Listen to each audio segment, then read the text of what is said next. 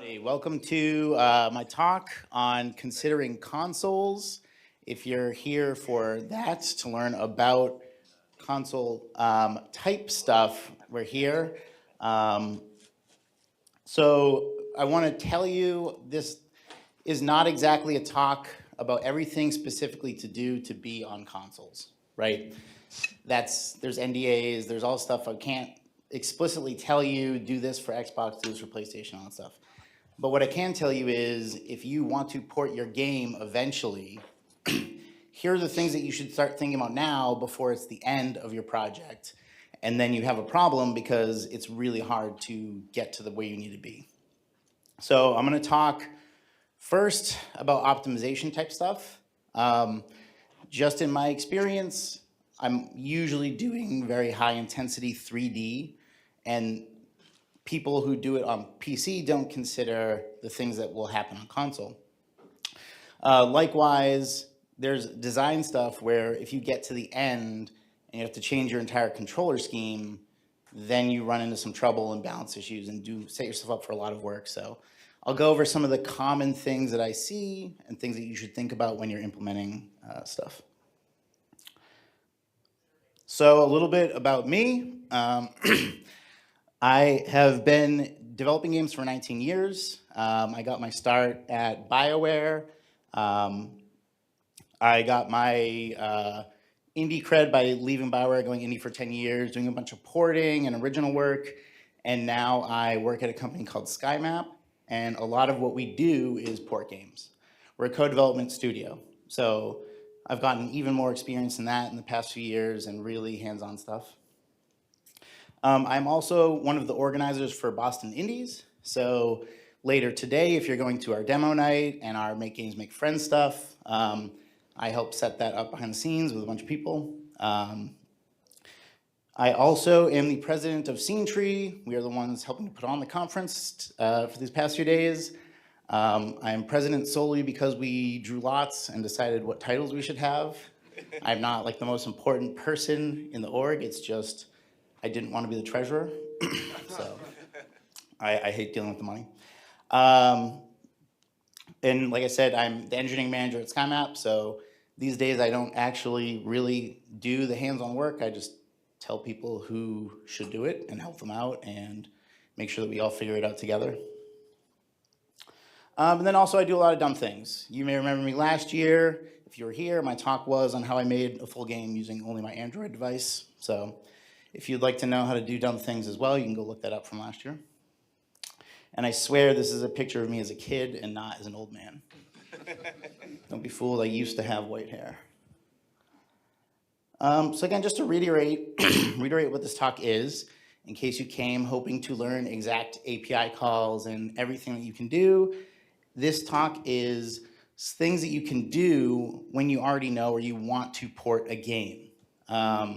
Whether you're starting your project now or it's kind of towards the end and maybe you're like, this might have some legs, or maybe someone approached you from Sony or Xbox and says, hey, let's start talking, or the Switch folks, I won't leave them out.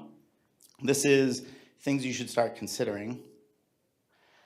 These are things that if you do them on PC, you're gonna have a hard time later. You're not gonna enjoy it. So I'll talk about some of the things that we usually see.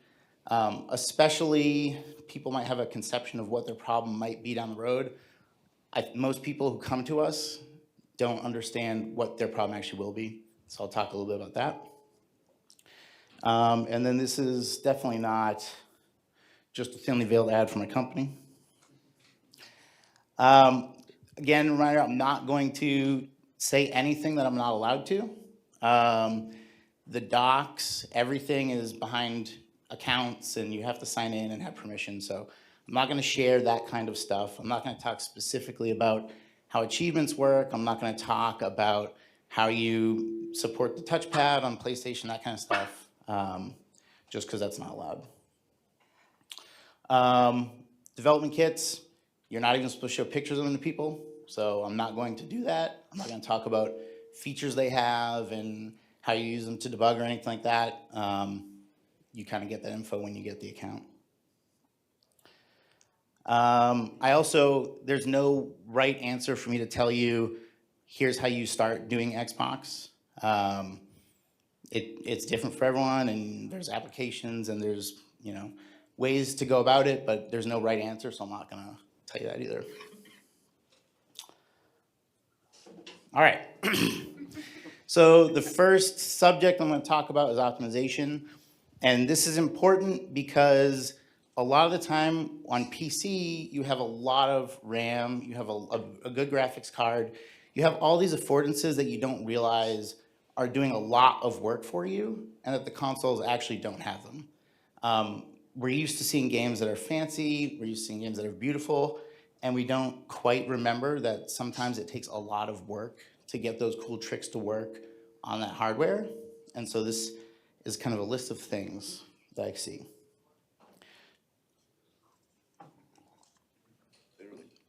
So the first thing is RAM, right? So as a thought exercise, does anyone know how much RAM is on the PS5 or the Xbox Series X? You can yell out numbers, hold up fingers and toes. 16, yes, it's 16 gigabytes. Now, do you know what 12 to 13 gigabytes is? How much is actually available to the game? That is how much you can actually use on those devices. There's system memory reserved, so you may see 16 gigabytes and think I'm there. This is actually how much you need to get to. Otherwise, it will not be fun. 7 gigabytes. Anyone know what this is? It's not just that. The amount of RAM on the Switch? Ooh, we wish. Switch 2? It is the amount of RAM on the Series S. And you may not remember this, but the Series S is the more popular Xbox. Meaning, even when you're porting to the X, you've probably got to actually keep this in mind. Because the Series S has a larger market share. If you get a deal, they're going to ask you to please support the S. And so you're going to have to do all of the tricks anyways to try and get here. So keep that in mind. All right, we thought it was 7 gigabytes. Does anyone know how much RAM is on the Switch? 4 gigabytes is correct. I went too quick. Does anyone know what happens when you exceed 4 gigabytes? And the answer is that. When you go over the memory limit on consoles, you will just crash. There is no backup, there's no page file, you will just crash. And so you will maybe, hopefully, know that this is your problem, but if you're not in the process of trying to get your RAM to where it needs to be, you're gonna see this a lot. Well, hopefully you don't see this on your Switch. As a really just quick one, does anyone have a guess on how much RAM a 2026, like the Samsung Galaxy, like iPhone, like how much RAM that has? 6? It's in the middle of you guys. It's about 12 gigabytes. So it is about 3 times the memory as a Switch. It is not your low-end device. I have worked on games where we supported mobile and then Switch, and Switch was the hard one. We're ready to keep going. So even even years ago, there's still like 8 gigabytes on phones. But this is today how much you have. So you're making your mobile game and you're thinking, I'm all set. I run on mobile. You still might have some work to do. All right. So going over those limits, especially if you're going to Switch. Having too much RAM, what are some of the most common things that I see? Big textures. It looks really nice when you get a 4K texture, right? It looks great. It'll map fine. You're not too worried about it on PC. It just won't work on Switch, right? You need to at least go down to 2056 or 2048, 2056. Anyways, the power of 2. You need to go down. You can't have it at 4K. Other textures that are like 2K, you might want to bump those down as well. It is a very big hunt and peck game of you're going to find a bunch of these. Just having a lot of meshes loaded, not because sometimes it's the meshes themselves, sometimes it's just you're pulling in so many materials, all these kind of things. Like having all these meshes loaded is a common thing that we see, especially when you have a bunch of unique meshes. Models that are really fancy, really huge, and you just didn't notice because they run so well. And by this I mean a book that is like 40K polys. You're like, it ran fine, it's just fine, I'm not checking it. And then, like my company, we come in and we're like, we need to find these things, and we're like, this is ridiculous, why is this here? And the answer is just, it worked just fine on PC. You never had a reason to look for it and notice it. It's not these guys are idiots, it's, oh look what we found, we've uncovered. Collision. If you're doing physics, if you have a lot of really form-fitting collision on everything, if you have really big buildings that have collision that you'll never touch, things in the distance like trees, and you're really not going to collide with them, having all of this extra collision data there, not only does it affect you later, but like it is in memory, right? And you can remove that kind of stuff. And then just memory leaks that you never notice. So you play the game for a half hour, you probably don't play a long session yourself as a dev, and you're on PC, you can keep going for it for a while before you notice. But on Switch, when you're that close to the limit, you crash pretty quickly, and you're like, oh shoot, why? So I'll go over some of the things that we can do. A little bit of a disclaimer, most of my professional day job experience is not in Godot for this. So some of the things that I'm suggesting are, you might need to roll your own because it's not quite ready yet.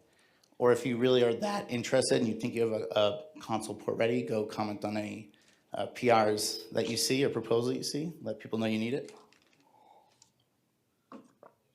I say that only because that's the way to get things done, right? Let people know you actually do need something.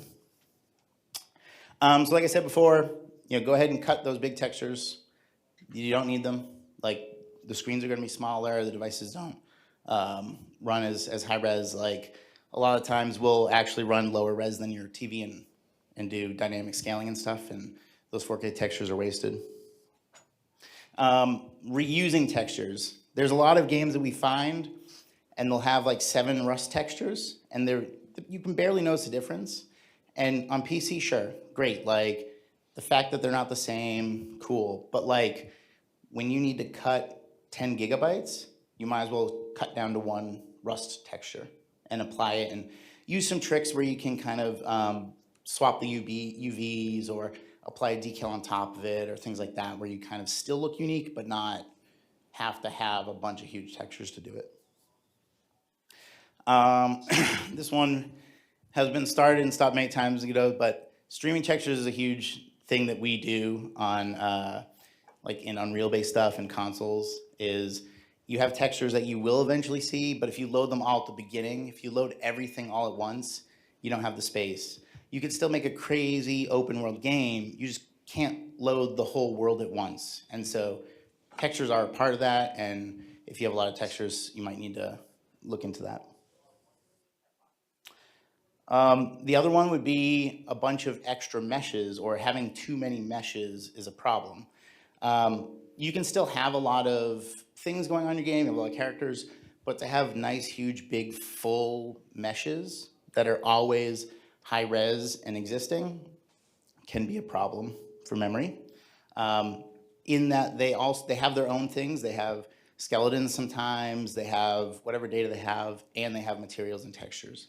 So this is kind of a part of the texture problem as well.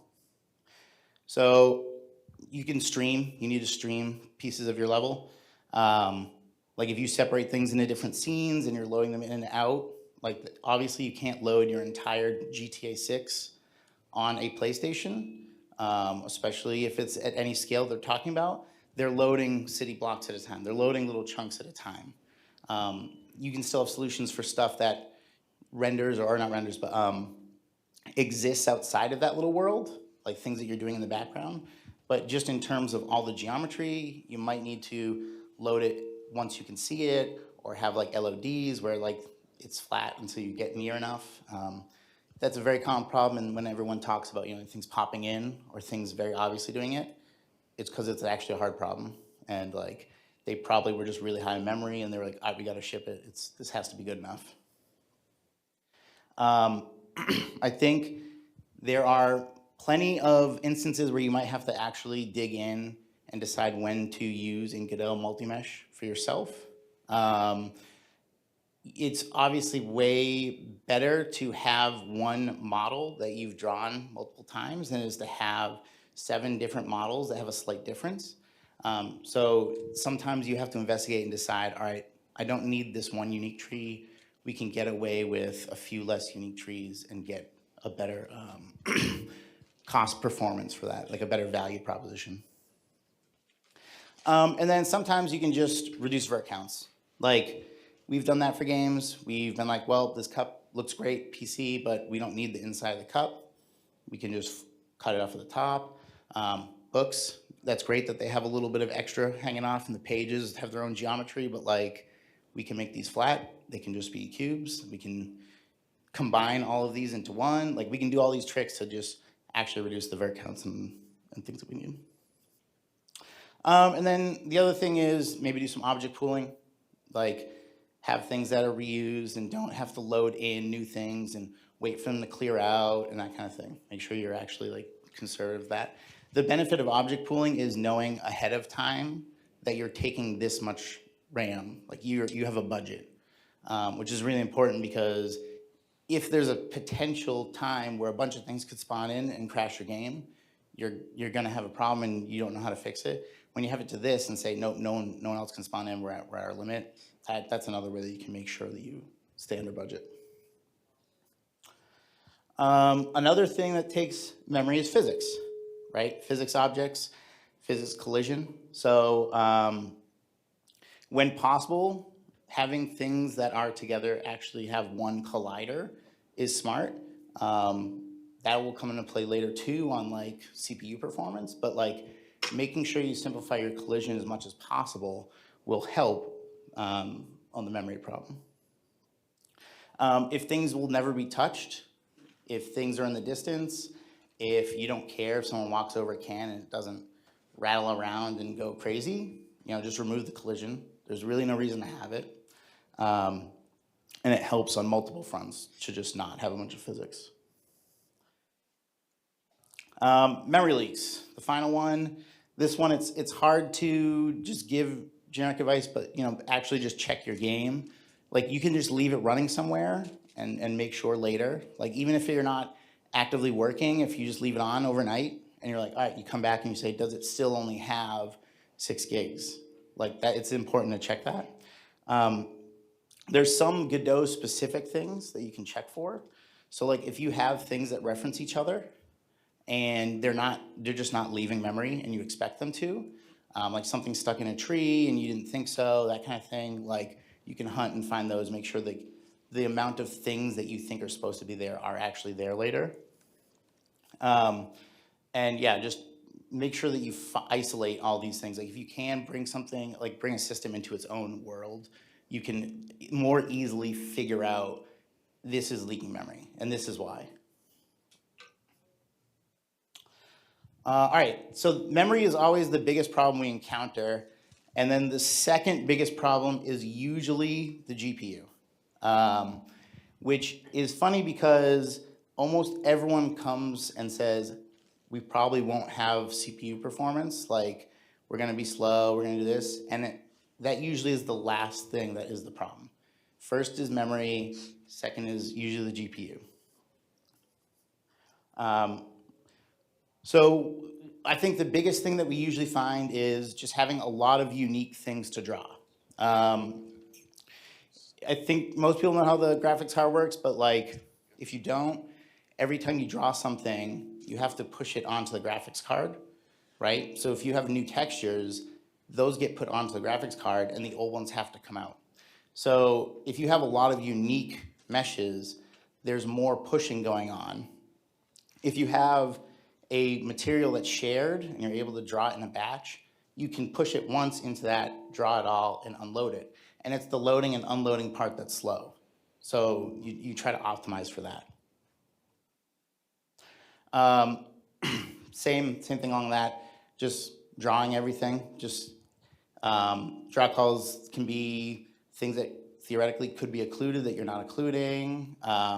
Just everything being unique, like everything being laid out everywhere so that everything can be seen at once, that kind of thing. And then a big one that we see is things that are overdrawing that you could eliminate. There's good ways to measure like the complexity of the scene and that kind of stuff. And this is one that I see personally pretty often. And then shaders that just aren't optimized. They look really great, but you just don't know on PC that they actually are the slower version and that you'll need to do something a little bit cheaper. So for the first two problems, instancing is usually a thing that you have to take a pass at. Making sure that models aren't being drawn as unique, reducing the materials, like you might make sure that the materials are being shared correctly, that they're set up as instanced so that they actually draw together. You may be surprised, but if you have like RenderDoc, if you've ever used something like that, you can go in and literally see how your scene is drawn one piece at a time. And you might be surprised to see like, oh, why did only one tree draw and then everything else drew and then this other tree drew? Like I would have expected them to be together. And then you can go in and be like, oh, actually, I had a duplicate of this material. I thought it was the same one because it looks the same, but someone had like imported it again or something. Like I've been saying, just make sure that you cut down from 30 versions of a Rust material to one, do tricks, do some shader magic to kind of tweak it, make it unique in that way as opposed to a whole new setup. Overdraw, one thing that I see, so one, make sure you properly set most of your materials to whether they can draw transparency or not, those kind of things. If you have a square and you're drawing transparency and you actually have like a 1 pixel frame of transparency, that's like wasted time blending with all the other layers. That isn't as common, but a lot of the time people don't mark their materials correctly just because they don't need to. It draws just fine on PC. Removing additional transparency from things that are drawing transparency. So this is like, I see this most often in foliage. Like there's a leaf, it could be a really tight leaf, but it's like big and there's tons of them laid out because you like, oh, I want this tree to be nice and leafy. And so it's a lot of individual leaves. And that means that every single time you're blending the leaf with the leaf behind it in a big box of extra space. So like you could combine like a bunch of leaves into one so that it still looks pretty good, but like at least it doesn't have to do like 6 calls, like trying to multiply all the numbers each time. And then the other one on that, I forget where they cut it out. Yeah, so some people will do a UI and they have like a giant space in it of transparency. And because that's drawn on the top of everything, it is going to basically affect the whole entire screen. It's like probably the most expensive way to do it. So separating the UI into the small chunks and placing them correctly. And then, yeah, make sure you're doing as much occlusion culling as you can. If you can't see into a building, make sure that you are correctly not rendering the inside of that building. It is very easy to be rendering tons of things that you won't see because they only become invisible to you once you render the thing in front of it. Not all the time can it automatically suss that out. So. Really is not much to say about shaders in terms of them being too complex. There are expensive operations in shaders, and you just have to look for those and decide whether it's worth it. Water shaders are a good example. There's very cool, crazy things you can do with water shaders if you want to do more than just a noise texture or animation, and sometimes they're just not worth it. You just have to investigate each one and say, is it worth it or not in this instance? All right, finally, the last thing is the CPU. I think we kind of equate the CPU to like the brain of the computer, doing all the math, doing all the instructions, doing all the good stuff. This is usually the last place that you need to optimize. It has been very rare that I have seen a game be CPU bound. Like it is usually GPU bound, and it only becomes CPU bound when we start offloading stuff there. But there are a couple things we can look for and fix here. So first of all, sometimes you just write something super complex and you don't realize it. I don't think this is quite often the case, but this is usually to me a thing where you're like, I'm gonna just read for everything in this thing, I'm gonna do this thing, and then it starts growing and spidering out, and you start to see like, you could have just calculated all this ahead of time. I don't think you actually need to do this. Which is, sometimes you have way too many objects and you're doing a bunch of stuff with them. This is kind of why, part of this is why people are looking at like ECS systems, is to read things in a contiguous manner really quickly and not have to iterate over all these game objects. But this is another like place where it's slower if you have to keep seeking around and pushing things in and out to find what you're looking for and do the math. Physics is usually a CPU problem, unless you're doing crazy compute shaders. Having a lot of things collide at the same time or in the same place can be a place where you see like a hitch, or it just seems slow. Like you might have a lot of physics going on, checking things every frame, or very complex shapes that are trying to figure out how to interact.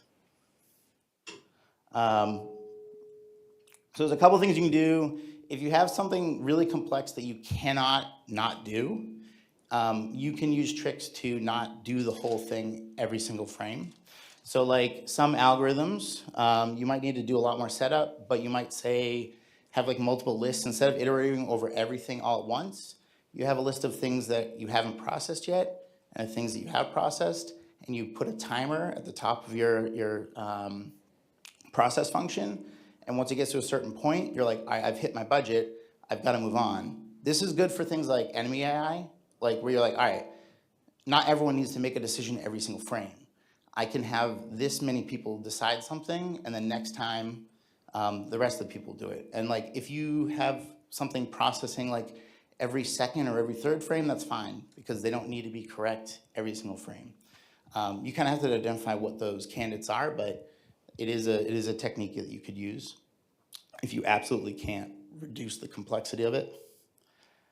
A big one is making sure that you're not processing things that have no bearing on your scene or game at that time. There's like, for example, if you have a lot of enemies that aren't on screen, that are way somewhere else, do they need to be kept ticking? Like, you may be disabling something, but making sure that there's nothing happening to them. I think there's a PR for node stashing that looks promising for this problem. In Unreal, it's like world partition helps with this because those things just don't exist when you're not near them. We have like awareness ranges and stuff like that. But yeah, like if you have a physics-based ball, you don't want to calculate the physics on it standing still in some building that you're not in, right? So actually turning all that stuff off when it's not in use. Now it does get hard if you're over managing this stuff, like turning stuff on and off all the time. You might end up with some bugs where, oh, this didn't work, or there was some long frame where it processed a bunch of stuff. So you do have to kind of be careful, but like having a more blanket solution for that, like maybe things are in different scenes that aren't loaded yet, like streaming might also help this. And then if you do have something that is absolutely crazy and you do not happen to have been GPU bound, you can compute things that you normally need to do like in code, in C++, in a shader instead. Like it can do math, you can make it just do a bunch of fast math. That is a thing, and you can look up compute shaders and see how those work. It's not like a go-to, and I think I've said this a couple times, I don't usually see someone having more GPU available than CPU, but like if that is you, if that is this case, you have maybe some heavy tons of millions of critters type game where like processing a bunch of people is the thing, that might be an option for you. Yeah, warning what I said. Final one is again something I touched on for memory, which is physics. So physics interactions are intense on the CPU. If there's a lot happening, there's a lot to calculate, a big group of things are colliding. If you don't need it, great. If you make your colliders simpler so that they can just be a ball, like a sphere collision obviously is, the easiest one, but like if you can possibly get to there and you don't think it's gonna affect your game, then you should go for that. Like I mentioned earlier, processing a ball, rolling around when you can't see it is expensive and useless. So if you can disable those kind of things when you're not there, just let them be static until you get within range. And another thing you could do, this isn't do this necessarily, but another thing you could do is explicitly set your physics to tick at 30 FPS instead. I think there is a doc somewhere on the Godot documentation that even shows you how to do this. It is a viable solution. If your game is not like super crazy Physics Simulator 7, then this might be an option for you. If it's just kind of a byproduct of your things existing in a scene and not kind of the whole thing that makes the game fun, then you can look into something like this too. All right, let's talk about design. So the biggest thing in a console game is that you are locked now to a controller, right? You can hook up a mouse and keyboard to an Xbox, but it is not a common thing, and you will not be allowed on the platform if you do not support a controller. So commonly for controller stuff, if your game was not built with controller in mind, it can be really hard and painful to change your design after the fact. So really I just beg, consider what does and does not translate to controller ahead of time. Make sure your UIs can work without a virtual cursor. That is a solution in the end. You can do it on console. It's not the premium experience. So if you can at all tweak your UI ahead of time to make sure it's obvious and navigable with a controller. Text sometimes a little bit different on console, where you don't have to pop up a virtual keyboard, for example. You have an actual mouse there, you can enter a name, great, but you have to consider on console, there is going to be an on-screen keyboard. How do we handle all that? Is there any context information around that we need? And then finally, multiplayer. Console has slightly different multiplayer paradigms, and so you have to consider, how am I going to translate my first-person shooter to the ways that they need it to work? So I want to go through some UI, and I just want you to think about, how does this actually work on controller? So like, if I'm at 1, what do I hit right now to go to the next node, right? I think you could argue it could be up. You could argue it could be right. The fact that it isn't obvious, I think, is style for not really much payoff. But that one's pretty easy. I could hit up or right and get there, and it takes me a couple of seconds. But what about this character selection screen? If I'm gonna hit right now, where do I go? I have no idea. I could be going right upwards, right downwards.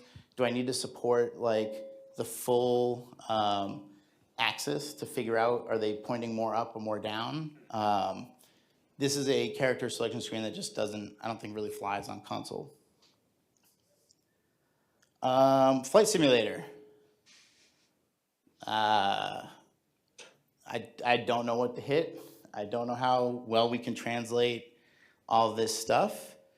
On a mouse and keyboard, I could understand hitting things, but what do my joysticks do? What do my buttons do? How do I navigate anything else?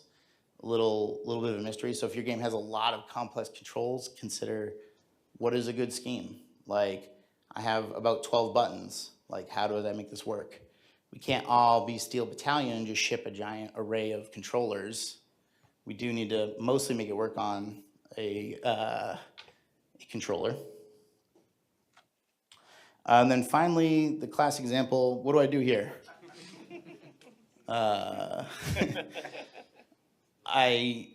People tell me this is a game that you can play, and I don't know how you do it on console. Another problem can be text legibility.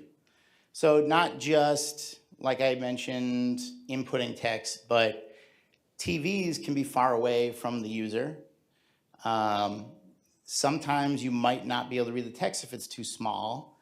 And if your UI is designed very specifically with a lot of text like this, it might not translate well to someone playing 10 feet away from the screen. I think a lot of games notoriously had that early in the 360 PlayStation era. I think Dead Rising was one of the big ones, like the zombie game in the mall. Like, there was no way to read the quests or anything, so just kind of explored. Think about, actually testing and figuring out whether you can read your text at distance. The other one is virtual keyboards. You're going to have to support a big keyboard popping up and having to enter text, and now you're missing maybe some context on the screen that you might need. For example, I did this, and then I clicked, and now I'm typing, and I might be like, what was the number again? So you have to exit this to go back to the number, and now your text input is cleared potentially, or you have to keep that in memory. You have to remember what they were text inputting and put it back in this keyboard. And you just don't understand. So like this game right here, which you might not be able to see well on the projector, but half of the chat is going while my keyboard is up. So someone might have said something that's important, and I'm totally going to embarrass myself when I finish typing my message because they've already said something else, or they've already made fun of me, or something's happened, and I'm behind because the chat extended below the keyboard. Solutions is just check it and add larger one, or make it a specific accessibility mode. That would be appreciated by plenty of people who are hard of or have partial vision.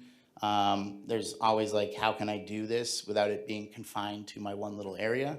So consider that. Make sure you don't have UI elements on the bottom that are important, that are text. Like, make sure you can still see stuff above the fold. If you've ever used like mobile, it's kind of like, that's a consideration you always have too, is making sure that whatever you're typing is above the fold, you say. The final one is more of I think I wrote multiplayer and I meant third-party problems, which is you might have a couple of pieces of middleware in your engine, and how do you actually get them to operate on these consoles? So your middleware is not just going to natively work on consoles. I won't go into exact details, but you can understand that the PlayStation can't quite run the same stuff that your PC can with the same instructions. And if you haven't checked to make sure that your middleware does actually have a PlayStation library, then you're going to have to replace it once you get to porting. So, make sure you can either have that support ahead of time or make sure that you have the actual code. You might just need to recompile something really quickly and it will work just fine. You might not need to do any fixing at all. But these things help you make sure that you can actually just take all those things that you use, put them on the console and they work, and that you don't have to completely rewrite how your faces animate on PlayStation. Also, sometimes you just need to ask the people. They don't publicize it because, again, NDAs. So if you're considering a plugin ahead of time, you could email or contact someone and be like, hey, do you have bindings for Xbox, Switch, PlayStation, all that stuff? All right, that's it. Any questions that are not NDA questions? Hey, yeah, this is super basic because I don't know anything about porting. But when a porting house ports a Godot game, do they modify Godot to build for these platforms, or do they rebuild it in like C++ or something? So the question is, when a porting house ports a Godot game, do they modify the engine, or do they rebuild their own stuff? That's a question. Yes. Okay. There are, the lovely folks at W4 have console platform support that you can work with them with. You do not have to completely rewrite the engine. Okay. Any other questions? Cody? I'm curious, when you're porting a game, do you maintain like a separate version of that game, or do you try to make it all within the same code base so that it can? Yeah, the question is, when you port a game, do you basically integrate into the original, or do you keep it completely separate, right? Which is, it's a case-by-case answer. You can be porting games at multiple phases. You could be working in tandem to try and release at the same time. You could be doing it after, long after, and they don't need anything.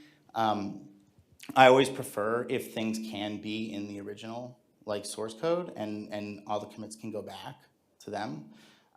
Mostly because, like I said, the biggest thing is optimization, right? Like that's the first step, is really optimize everything. And those same optimizations a lot of time can just be good for PC as well. Like if we find a model that's 40K and we're like, oh, yeah, reduce that, that benefits them too. So they can support even lower end machines in that regard. For ease of porting, does it make any difference if the game's written in GDScript versus C#? For ease of porting, does it make any difference whether you use GDScript or C#? I don't have direct experience with C# or GDScript. I think that GDScript is probably fine. If there is a problem, you can go directly to C++ if you need to, but like, Who it should still run. maintains C#? Who knows? Microsoft. Yeah. So yeah, GDScript is, the built-in maintained language. I personally use GDScript just because I was looking for a break from C#, and all the examples were in GDScript at the time, and that was where the brunt of the support was. So I would always tell people GDScript just because it was the original language and more fully supported at that point. So.